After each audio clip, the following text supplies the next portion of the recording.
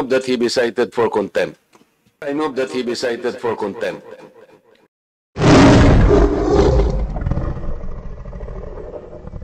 TikTok, ayan, kudos to all our brave bloggers. The best ang decision nyo na magtungo sa Supreme Court and better to file a case against Quadcom. So, ibig sabihin po, mali pa, Tricom po to, hindi po to Quadcom. So, ibig sabihin na, yung pagpunta sa Supreme Court, we respect that. But of course, this is a different matter. This is an inquiry in aid of legislation. At meron na po tayong, may decision na po ang Supreme Court about it. So, sana respetuhin din po sana yung yung ating pong patawag, and to these people, no, kay Mark, kay Malu, and kay Attorney Ricky, salamat po sa pagpunta po niyo dito, at we will be recognizing na ngayon yung ating pong huling vlogger that attended. Ito pong tatlo. Sige mo, Attorney Ricky Tumutog. Ano po ipilido niyo, sir? Tumutorgo po, Mr. Chair. Tumutorgo. Yes, sir. You are now recognized, sir. Thank you, Mr. Chair. Ako po si Attorney Ricky Tumutorgo. Actually, nagbiyahe pa ako from Bicol. Dumating ako 2 a.m. kanina. Ako po kasi lawyer at nagtuturo rin ako sa law. At ang tinuturo ko pa naman, constitutional law. At ang subject ko na hinahawakan ngayon, constitutional law to Bill of Rights. At human rights lawyer din ako.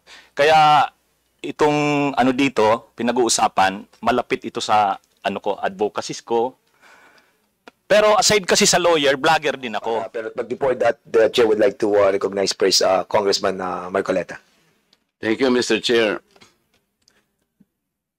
Anong pangalan ng gano'n niya? Attorney yan? Attorney Ricky. Brother,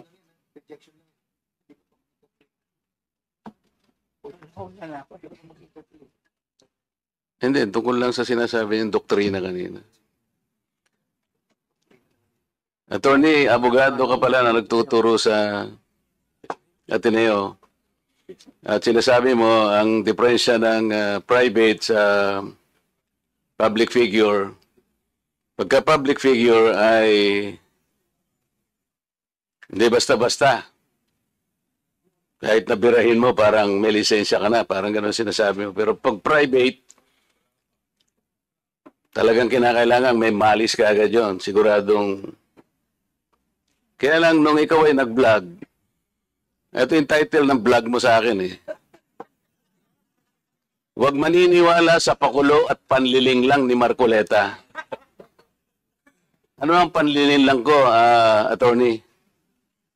Public figure ako, pero kailangan malaman ko, sapagkat dito lang may malis ka na eh. Una, hindi mo ako kilala, ikaw hindi rin kita kilala.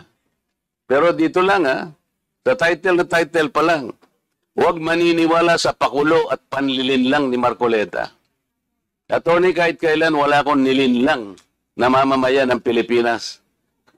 Wala kang karapatan na akusahan mo ako ng ganito. Kung ang pinag-uusapan ay gusto mo lang ma-informahan ang mga nagpa-follow sa iyo kung sino-sinong maraming nagpa-follow.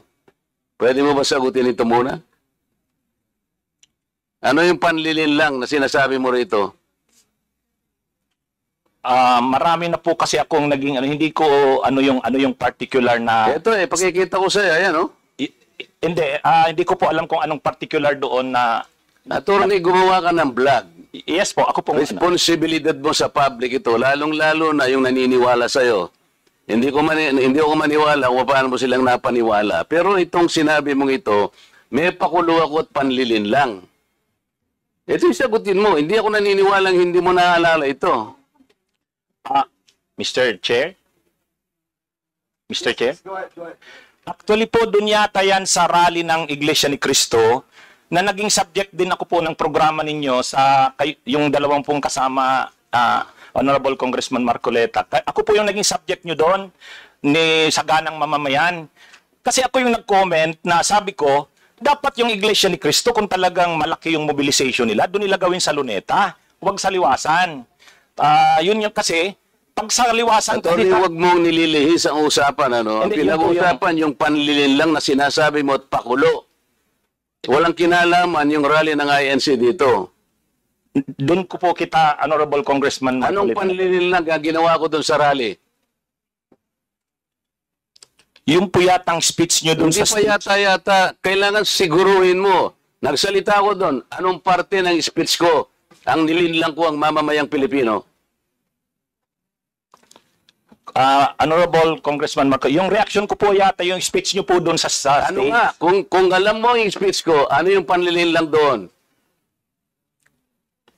Tingnan ko po dito sa ano ko kung ano yung ang dami ko na po kasing naging content tungkol Ay, po. hindi ganun. Ako kapag ka sinabi ko, alam ko ang pinagbabasihan ko. Kahit matagal na yon, maaalala ko. Pag nilinlang ako ng isang tao, alam ko. Problema sa inyo, hindi ko nilalahat ang vloggers, ano? Ako, hindi ko minamasama yung vlogs. Yan ay part ng ating free speech. Expression. At yan ay ginagaranti ng ating saligang batas. Totoo naman na kapag ka public figures, hindi dapat balat sibuyas. Hindi kagaya ng balat sibuyas ni Kong Barbers, alam ko yan. Pero hindi nangangahulugan. Kailangan i-establish ninyo. I-establish mo. Ikaw ay abogado pa rin, kagaya na sinasabi mo, nagtuturo ka pa sa isang reputabling institusyon. At pagkatapos, tinatanong ko lang ngayon, ikaw ang nagbablog, oh. Basta po tungkol po talaga yung naging topic ko po kayo tungkol doon sa rally ng Ano ANC. nga yung sinabi ko sa rally na nanilang ako ng Pilipino? Wala ka man lang maisip? Ito yung uri mo na hindi kailangan talagang nagbablog, eh. Nami-mislead mo yung mga tao, nililin lang mo yung mga tao. Ang dahilan ay hindi mo man lang masabi kung ano yung aking mga panlilin lang na sinasabi mo rito. Pakulo at panlilin lang. Hindi ganyan yung mga vloggers na kilala ko. Yung mga vloggers umaatake rin sa akin, pero hindi ako balat sibuyas. Sapagkat may basihan ang kanilang sinasabi. Yung pinag-uusapan siguro namin dito. Gusto lang niyang tingnan siguro kung ano yung mga seeds ng mga aming pinag-uusapan dito. Hindi ako balat sibuyas, pero ito, wala akong makitang panlilin lang na ginawa ko sa ating mamamayan. Ikaw, ang lakas ng loob mo na mag-vlog. Abogado ka pa naman. O ano? Gusto panoorin ko po mamaya itong ano kung ano Ay, yung yun ang hirap sa atin, Mr. Chair, eh. ano po kasi Isip-isipin mo, bigla ka na lang gagawa ng isang vlog na ngayon ay tatanungin kita ng diretso, wala ka man lang masabi, kahit isang panlilin lang. At ang inaakala mo, baka sakaling doon sa rally. maraming Ibig mo sabihin, naharap ako sa rallyng pagkalaki-laki para manlilang lang ako ng mamamayang Pilipino? Hindi ka karapat dapat na abogado, eh. Hindi ka dapat magturo sa Ateneo. Sinasabi ko sa iyo ngayon. Ako hindi ko inaukusahan ng mga vloggers. Kahit masasakit ang sinasabi nila, ngunit merong basihan. Meron silang pinagmumulan na basihan. Kamukha nung isang vlogger, Mr. Chair. Nakita niya yung isang tarpaulin, isang billboard na-install doon sa SLEX. Isang female vlogger, Mr. Chair, na napanood ko. Itong si Marcoleta kanya, walang kahihiyan ito, ha. Tanga pala, eh. At ikinahihiya na rin siya ng mga kapatid niya sa Iglesia ni Cristo. Sapagkat, akalain mong gagawa siya ng billboard, isasama niya kanya si Pastor Kibuloy. Hindi ba niya alam na si Pastor Kibuloy ay ganyan. So, kinakailangan, Mr. Chair, na sagutin ko. Ang pagkakasabi ko lang po na sagutin ko, miss ka ako, hindi kita kilala, pero medyo nasaktan lang ako, pero nandun na lang, pagpapasensyaan na kita, sapagat ako ay public figure. Kung ako lang ako ang ginanito mo, okay lang, eh. Kaya lang kita sasagutin sapagkat yung mga nakikinig sa'yo, baka malin lang mo. Baka sila'y mailigaw mo sa paniwala na ako nga ang gumawa ng billboard na yan. So ipinaliwanag ko, Mr. Chair, hindi ako ang gumawa ng billboard na yan. Nakita ko na lamang po na biglang kasama po ako ron. at hindi naman po ipinaalam sa akin nung gumawa. Siguro po dahil si Pastor Kibuloy po ay tumatakbo ring isang senador, inakala niya sigurong magiging maganda rin para sa kanya kung kami po'y magkasama. Ako naman po'y wala namang magagawa tungkol doon. Pero hindi ko na po, wala na po akong reaksyon sapagkat public figure nga po ako eh. Lahat kami ay tatamaan. Ito nga po yung napakagandang pagkakasalita po sa Korte Suprema eh. Mr. Chair, basahin ko lang, maliit lang po ito. The interest of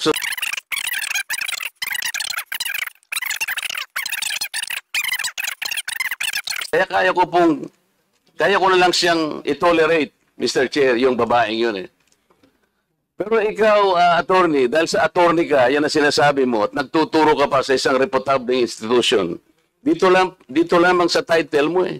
Huwag maniniwala sa pakulo at panlilinlang ni Marcoleta. Pagkatapos tatanungin kita ngayon, kung anong panlilinlang ang ginawa ko, wala ka man lang masabi. Kaya naman kitang idemanda pero hindi na kita pagtitsagaan eh. Kung ikaw lang. Gusto ko lang malaman ng mga tao na walang basihan tong ginagawa mo. Para sa akin, sapat na. Nakabayaran sa'yo. O total, hindi na siya makakibo, Mr. Chair. Tatigilan ko na siya. And with that, Congressman Marcoleta, that will serve as your time as interpellator. Ang haba ng interpellation mo. But I will not deduct that sa time mo, Congressman Marcoleta. Okay. Attorney Ricky, you still want to pursue your, or that will be it? So yun lang po. Siguro we give you time also to answer back on, baka panoodin mo muna yung mga vlog mo. Later on, you can approach us if you wanted to defend your... dapat nga, madisbar pa yan eh. You have your time, Congressman Marcoleta. We'll be giving time to Attorney Ricky to defend himself. Ano lang po siguro, fairness, and maging equal lang treatment natin sa lahat. What we wanted here is to be fair, para give also a chance to Attorney Ricky para to prove himself by watching yung mga vlogs na ginawa niya. Sige, go ahead, sir. Mr. Chair, yun po yung sinasabi ko na kapag kakasuhan halimbawa ang isang vlogger, tulad ko sa ganyang sinabi ko, kung public official yung naging subject ng aking vlog, ipo-prove na malicious yung intent ko. Yun yung pagkakaiba. Pagka-private naman, hindi, presumed ka agad na malicious. So, yun po yung pagkakaiba. Kaya, yan po yung ang isa pa, yung mga members po ng Congress, lahat po tayo, kahit ordinary citizens, may freedom of expression, freedom of speech. Kami ring mga vloggers, mayroon. Ang pagkakaiba lang po natin, kayo pag nasa Congress, hindi kayo pwedeng kasuhan kasi may privilege kayo, anumang sabihin nyo. Pero kami, kahit vloggers kami, pwede kaming kasuhan. Yun nga lang, ang pagkakaiba, ang magiging defense talaga namin, freedom of expression. Kaya nga, kapag kinasuhan kami ng private individuals, ipuprove nung malicious kaagad ang presumption. Pero sa public figures, ipuprove na may actual na malis kami sa sinabi namin. Yun lang po. Hanapin ko po mamaya yung kasi ang dami ko na contents na na-create kay Congressman Marcoleta. So talagang hindi ko na po masagot. Pero sorry po kung we understand your situation, Okay Attorney. Kaya nga I have given you a chance para ma-review naman po yung mga vlogs nyo. And it goes to everybody as well, especially to those na who have not attended this hearing. Fair po yung ating gagawin na pagdinig dito. Pakikinggan po namin kayo at titingnan po natin, babalansin po natin. Katulad po niyan, may mga ganyan sitwasyon na personal yung naging approach po ni Congressman Marcoleta against him dahil nga napanood niya. And we wanted that to be clarified. But of course, we have to give chance to everybody to speak at ipaliwanag kung bakit. So basically, yun po ang gusto natin mangyari. It might help us in the amendment that we wanted to file dito po sa 101. Attorney Ricky?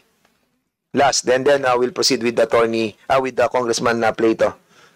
Yes, Mr. Chair, salamat. Last na po ito. So, hinanap ko po talaga yung vlog ko na yon kung tungkol saan. So, nakita ko na po, October 21 pa po pala yon, 2024. May post kasi si Honorable Congressman Marcoleta, ang post niya, yung tungkol sa pagbisita niya sa Naga. Taga-Naga po kasi ako. Nakipagkita siya kay former Vice President BP Leni. So, ang post ni Honorable Congressman Marcoleta na yun yung mark ng pagiging statesman. Kasi siya, hindi siya kay Duterte, kay Marcos, kay Leni, para sa kanya unity. So yung topic ko, huwag padadala sa pakulo at panlilinlang ni Anong Marcoleta. panlilinlang doon? Yun nga po, explain ko yung sinabi ko. Kasi opinion ko po ito, sabi ko... Oo nga, hindi panlilinlang yon. Nakipag-handshake ako. Kaya nga, ang Sinabi ko, unity begins. sabihin ko lang po handshake. yung sinabi ko doon sa vlog ko. Hindi, panlilinlang ba yun? Mr. Chair, point of order lang po. Para What is the magkaroon point of order? Point of order po hindi, yes. Dapat po, Chair, Okay. you So, go. what is the point of order Kasi you of gave time Congressman to Franz? attorney. Wait, I'm still speaking. Sorry. What's the point of order of Ms. Point Franz? of order po yung conduct nung palitan nila ng exchanges of words. So, you have recognized po Attorney Ricky. So, let him explain before our colleague Marcoleta. I understand. Yeah. Okay, I'll be so, letting para maging wait, okay. And please I understand address, both of you, please address the chair para hindi po Yeah. nagsasagutan. All right. Thank you. So we'll be letting Attorney Ricky to reply, and then I'll give a chance to Congressman Marcoleta also to ask you as well. Sige. Yes po, Attorney Mr. Ricky. Chair, thank you po. Ang sabi ko lang po, kasi kanina po, tinatanong ako tungkol dun sa vlog ko na yon. Hindi ko talaga maalala sa dami ko ng vlog. So, binasa ko po, pinanood ko. So, tungkol po yun sa post ni Honorable Congressman Marcoleta. Sabi niya, reading from netizens, reactions on my brief and casual meeting with former VP Leni. After my trip to Sipokot, I now realize how really divided our people are. Reaching out to all our leaders can also be personal. Our ability to show our humanity beyond the realm of political. How else are we able to exemplify the true meaning of statesmanship if you refuse to extend your hand to all who wants to grasp it? I believe unity always begins with the handshake. Tapos may picture siya, kasama niya sa PBBM, si Duterte, si Leni, si Sara. Ang reaksyon ko doon, sabi ko, wag tayong padadala doon sa pakulo na yon at panlilang kasi sabi ko, ang totoong statesman, ang paninindigan niya para sa bayan. Hindi ko nakita kay Congressman Marcoleta na ang mga paninindigan niya sa issue ay para sa bayan. So honest opinion ko po yun. Yun po yung ko. Hindi po ako doon, hindi po malicious yung yung intention ko doon. Mr. Chair, may I react? Marcoleta, now you have the floor. Pinutol mo lang, attorney. Ang kasunod nun, alam mo, tingnan po ninyo yung record ni ni Congressman Marcoleta. Siya yung nagsara sa ABS-CBN. Ang yabang-yabang niya. Yes. Isipin mo, sasabihin mo sa akin, you do not even know the issues. Attorney, alam mo ba yung issue sa ABS-CBN? Yes po. What do you know about it? Mr. Chair. You can reply, Attorney Ricky, please. Mahaba po yung mga issues. Pero ang niraise nyo pong issues doon, maraming hindi binabayaran na tax ang ABS-CBN, may mga properties na in-acquire na illegal yung pagkaka-acquire, hindi binabayaran ng mga workers. So, mainly po yun yung nakita kong niraise yung issues nung pinasara yung hindi binigyan ng renew yung franchise. So, Mr. Chair, ano ang panlilingdang doon? Ni hindi mo alam yung Philippine Depositary Receipts, ni hindi mo alam yung corporate layering, ni hindi mo alam yung transfer pricing na ginamit nila para magkaroon tax evasion through Big Dipper. Ni hindi mo alam ang napakarami nun. Pagkatapos, magbibintang ka na, pakulo lang lahat ito, tako'y nanlilin lang. Ano ang binibigay mo sa followers mo, Mr. Chair? Wala kang masabi na panlilin lang eh. Ang sinasabi mo ngayon, opinion eh. Pwede kang humabyo ng opinion, attorney kung talagang attorney ka. Pero wag kang mag-chat-chat na ako'y nanlin lang ng mamamayang Pilipino. You want to reply, Attorney Ricky? Yes, Mr. Chair. Ayun, Okay, yun go po ahead. yung Kaya ko po sinasabi na yung ako naninindigan na yung vlogging ko, hindi po fake news kasi opinion ko po yun. Basta mo na lang sasabihin, Mr. Chair, na opinion mo yun, pero bilang kinarge mo ko na manlilin lang. Hindi ka ba magsasabi ng facts mo kung paano ako nandin lang ng Pilipino? Abogado ka, di ba? Mr. Chair, abogado daw ito eh. Attorney, you want to answer back? Again, Your Honor, yun na rin yung sinasabi kong concepts natin na ang mga public officials, talagang open sila na punahin, i-criticize. Medyo masakit minsan, pero yan yung pagkakaiba ng public official sa private citizen. Mr. Chair, hindi siya nagkikriticize eh. Sabi ko nga, binigyan kita ng halimbawa dun sa isang babaeng vlogger na sinabi niyang tanga ako at ikinahihiya ako ng lahat ng mga members ng INC. Pinatawad ko na siya ron eh. Masakit yun, pero dahil meron siyang nakitang ganun. Pero ikaw, sinabi mo eh, nanlin lang ako eh. Ngayon, sinasabi mo, may opinion ka, nanlin lang. Wala kang masabi ngayon kung ano-anong ginawa ko para manlin lang ako ng Pilipino. Hindi ka abogado eh. Hindi opinion ito. Mr. Chair? Yes, sige. Okay na po siguro. Kasi marami pa sigurong pag-usapan. Ikaw ang manlilin lang. Okay. Thank you so much to both of you.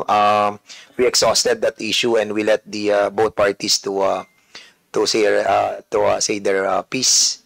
And that's the spirit of this committee, no? Para maging balanse po tayo and fair.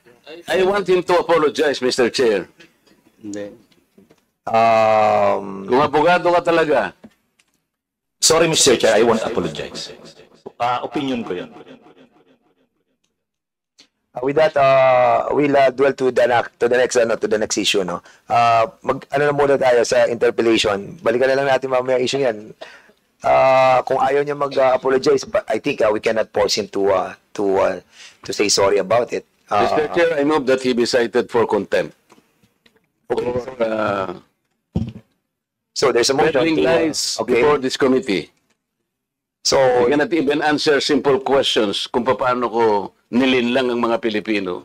We cannot just let people, kahit na ba public figures tayo eh. I give him the chance. okay, 1 minute suspension. Hearing resume.